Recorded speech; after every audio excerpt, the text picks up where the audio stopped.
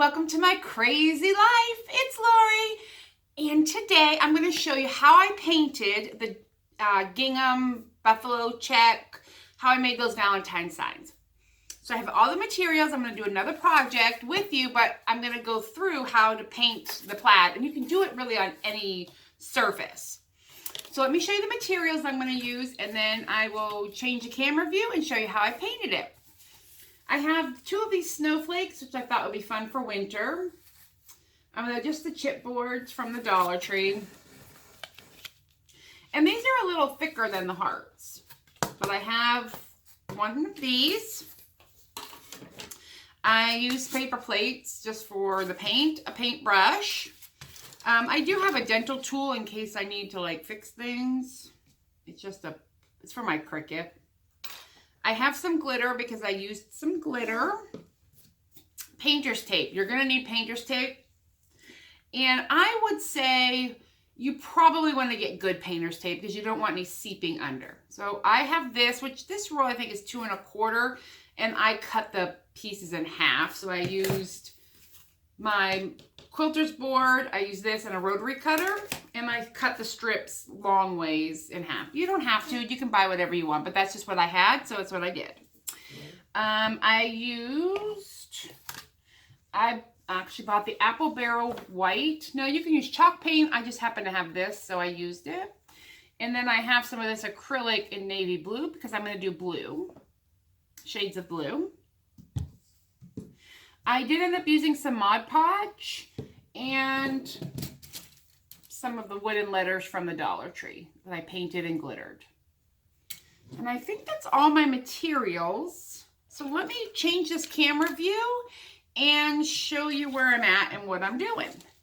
All right, so what I do or have done here, if you can see that, there we go. I painted this, a base coat of white with the white, and I just put a drop of the blue in it because I didn't want stark white. So I put a little bit of the blue. You have to let it dry between coats. That's the big thing with this. It takes a little time. You've got to let it dry. So I did that, and then I just take a piece of tape. I centered my first stripe down the middle. Taped it down. That's my middle.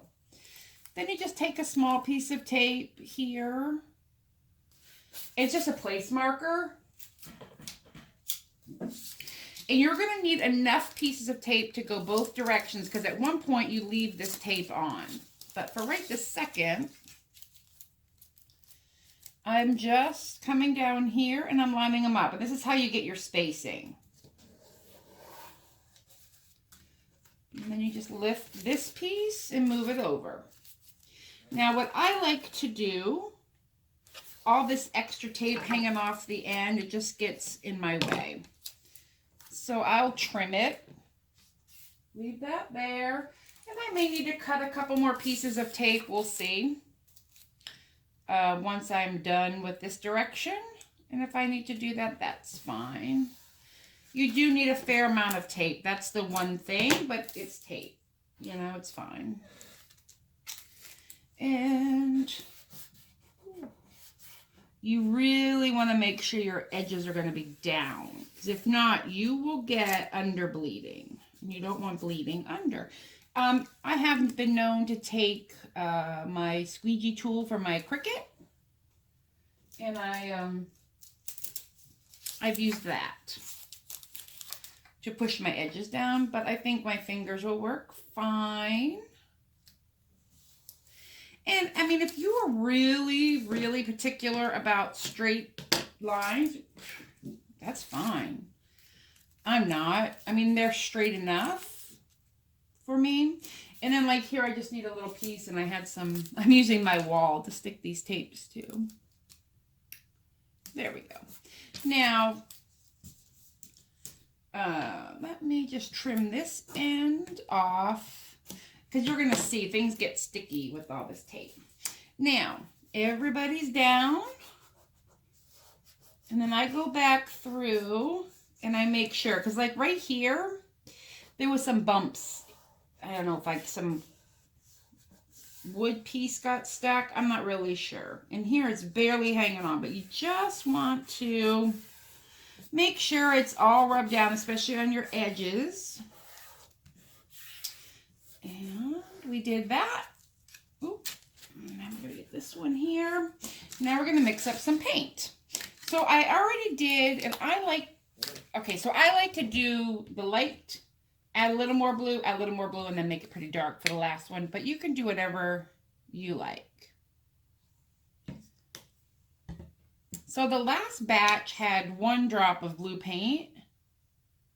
So I'll put a little more in. And honestly, when I get to the very last, I probably will add some black to this navy blue, maybe. We'll see how dark I need it.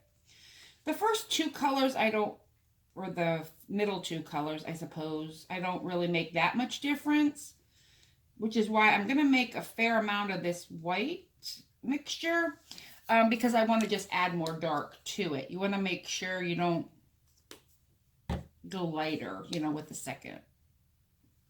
And there is no rhyme or reason. Oh, I'm getting paint everywhere.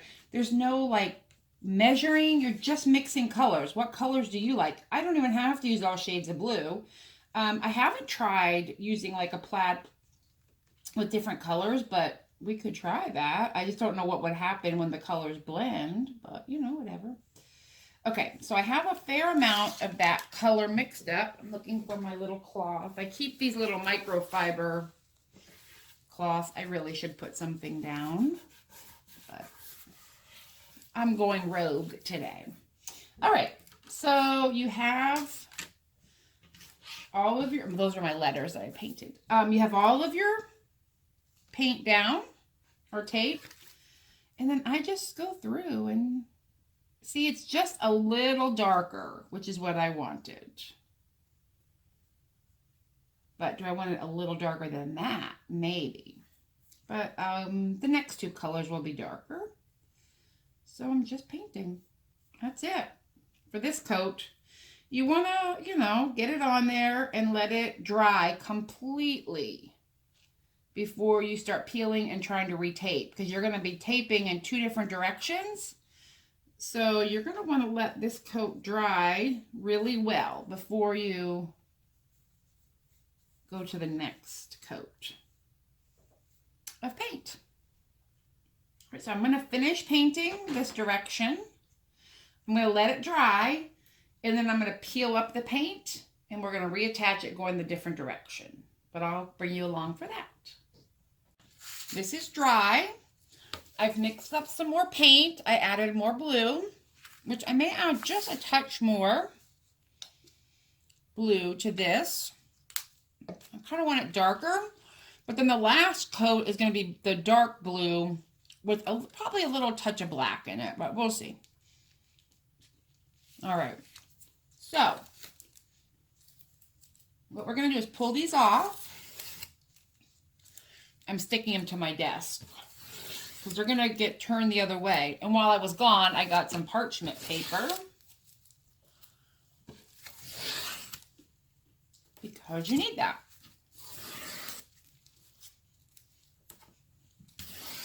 I'm hoping you can see the stripes.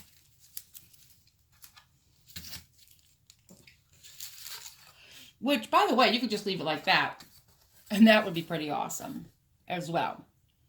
But we're going to go this direction now. I'm looking for my long piece.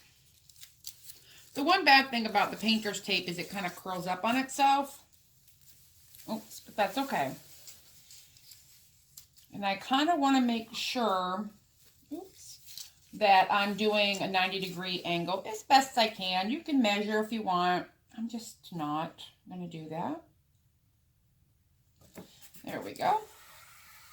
And again, now this layer of tape stays. It's not going anywhere. So you want to make sure, because I'm going to paint this coat, and then we're going to add paint to it, but this is going to stay, and then we're going to add more tape. So I'm going to fast motion you watching me put the tape down.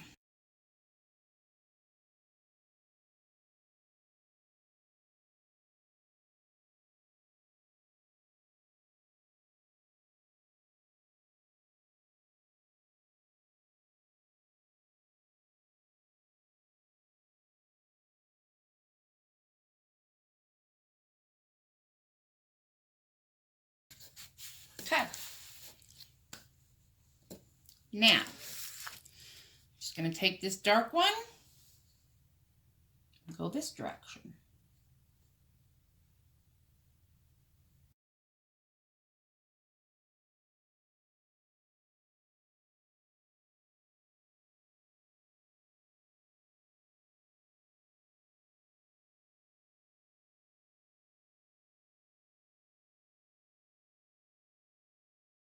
All right, we're back.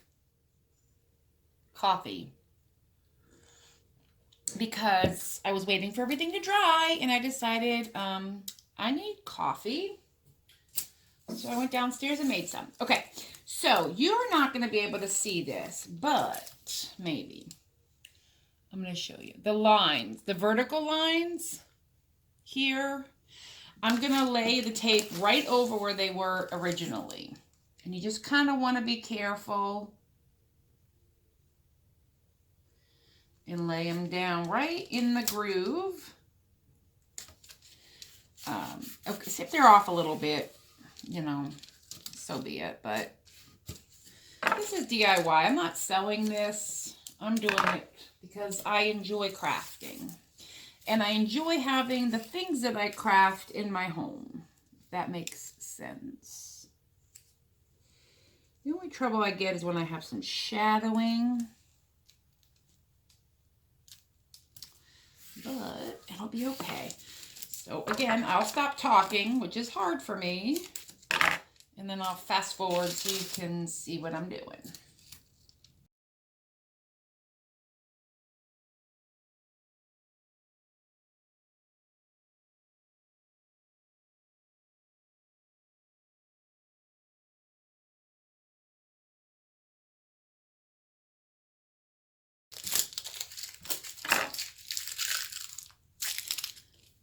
Okay, I'm back.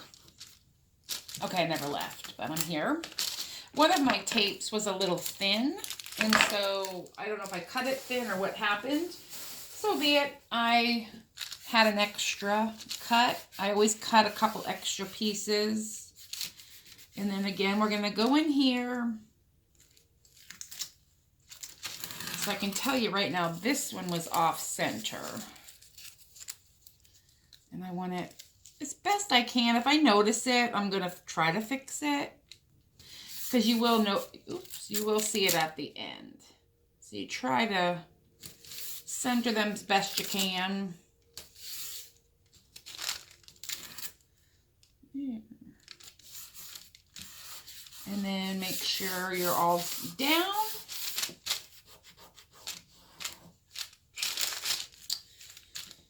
I'm going to grab this plate. And I have another brush. I washed the other one, so we need a dry one. I'm going to leave it on this parchment paper because this can get a little messy.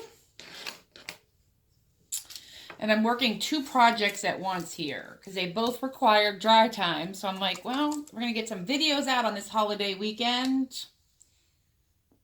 And that's what I'm doing. I'm also filming a cooking video downstairs in between. Crazy, I know.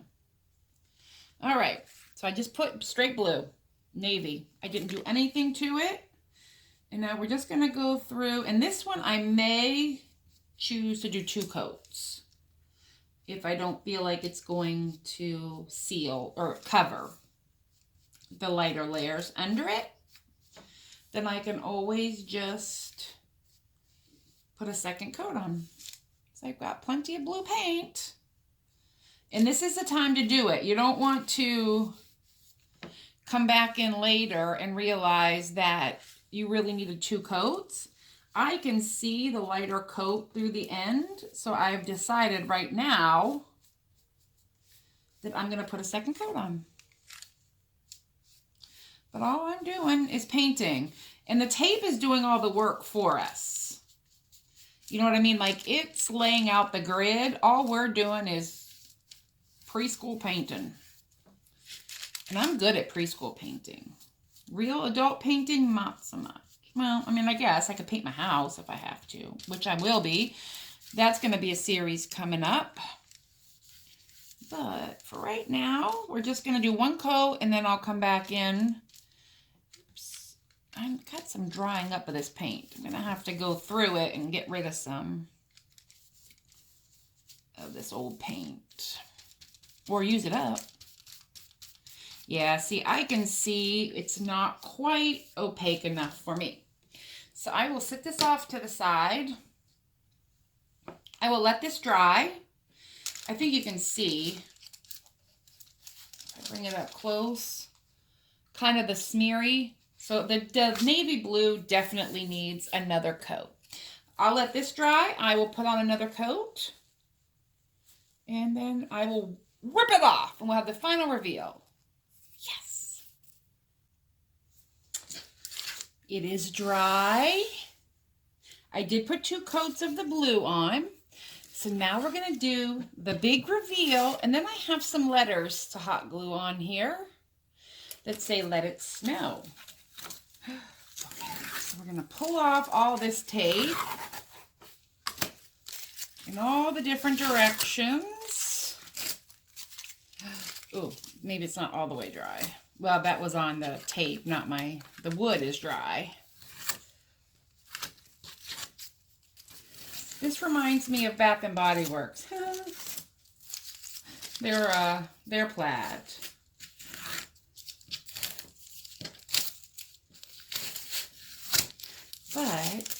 Or gingham, or whatever you want to call it.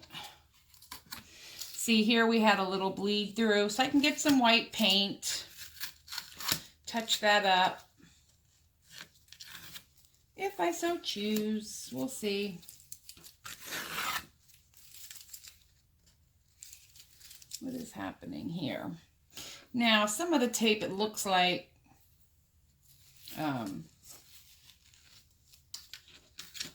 isn't all coming off. Right here, is that tape? I don't really know what you are. But that's a good point here. Once I pull all this tape up, if you see something like this, you can try just, you know, scratching it off. I'm not going to be too concerned about that. But this is how I painted the buffalo check. Just like that. And if you can see, there's 4 different shades of blue.